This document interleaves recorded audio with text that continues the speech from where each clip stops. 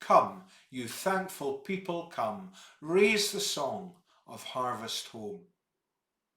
These are frequently the opening lines to any harvest Thanksgiving celebration at this time of year.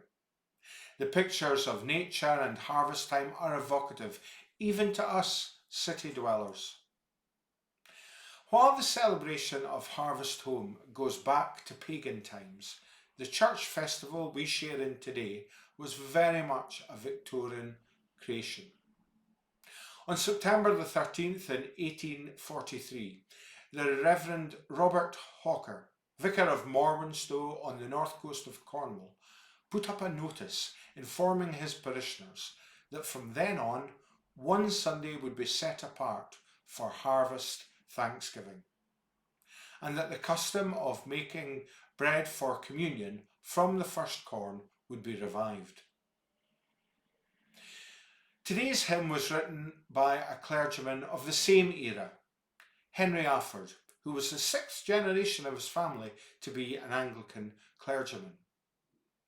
Like so many of the hymn writers we have discussed over these past weeks, Afford was astonishingly gifted. By the age of 10, he had written several Latin odes, a history of the Jewish people, and a series of sermon outlines. Later, he studied at Trinity College, Cambridge, and in 1834 was made a Fellow of the college. A year later, in 1835, Afford became Vicar of Wimswold in Leicestershire. Now, among scholars, Afford is better known for his commentary on the Greek New Testament, on which he laboured for 18 years, and he did much of that work while carrying on his duties as the vicar in his small rural parish. He wrote Come Ye Thankful People Come in 1844, while he was the rector of Aston Sandford in the county of Buckinghamshire. It was published that year in Hymns and Psalms with 7 verses under the title After Harvest. Retitled Come Ye Thankful People Come, it was set to George Elvie's tune, St George's Windsor, in 1858, the tune we all sing today. Afford's hymn has been through a number of revisions, through to the version we sing today.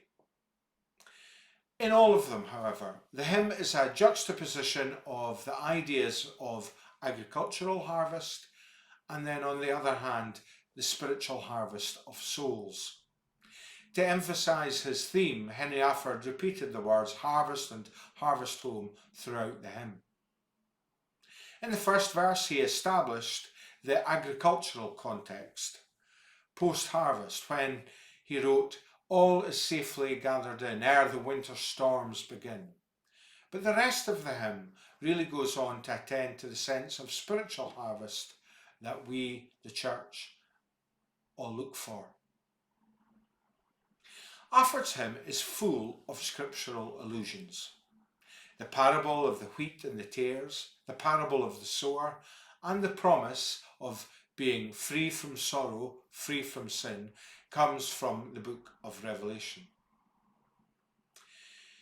It's a hymn I always look forward to singing every year when harvest time comes round, and I hope you enjoy it too. This week, as a one-off, because it was our hymn for Sunday, we're fortunate to have Moira singing the hymn for us, accompanied by Ewan.